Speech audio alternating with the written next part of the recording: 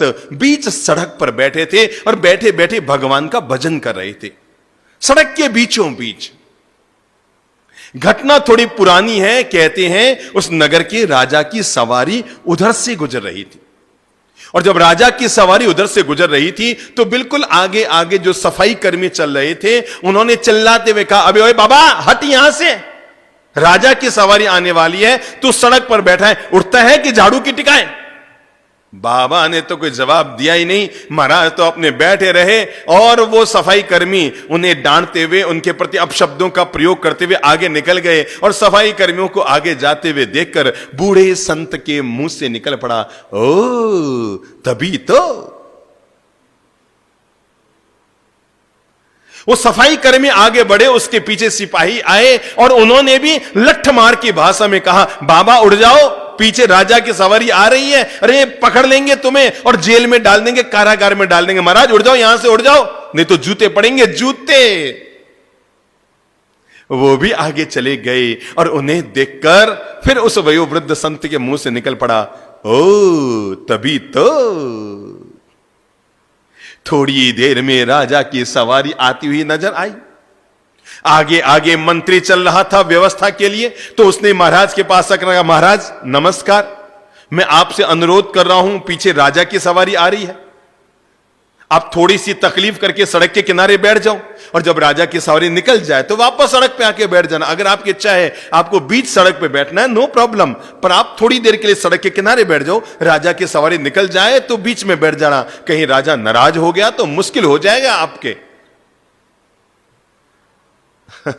वयोवृद्ध संत ने उसको भी देखा, पूछा तुम कौन हो? कहा मैं इस शहर का मंत्री हूं महाराज, मंत्री हूं। बाबा हट जाओ, किनारे अलग जाओ।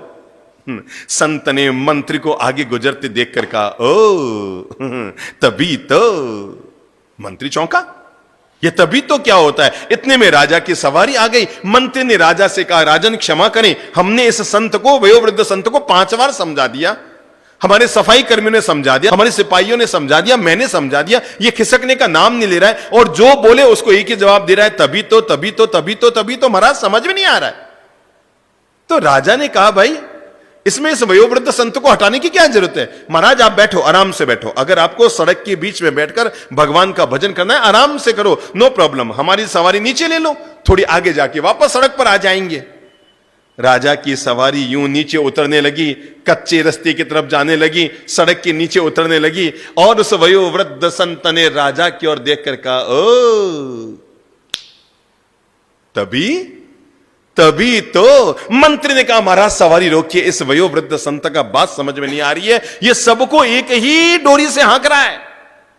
सिपाहियों को कहता है तभी तो, सफाई कर्मचारियों को कहता है तभी तो, मुझे कहा तभी तो, और आपने को कहा तभी तो, इसको पूछे से ही तभी तो का मतलब क्या है? राजा नीचे उतरे, उतर कर वयोवृद्ध संत को प्रणाम करके कहा, महाराज इसका राज क्या है? आपने मुझे भी तभी तो कहा, मेरे मंत्री को तभी तो कहा, मेरे सिपाहियों को तभी तो कहा, और मेरे सफाई कर्मचारियों को तभी तो कहा, तो इसका मतलब क्या है? संत ने कहा, मेरे भाई राजन, ये तभी तो नहीं, ये तो आदमी की पहचान है कि आदमी का मूल व्यक्तित्व क्या है।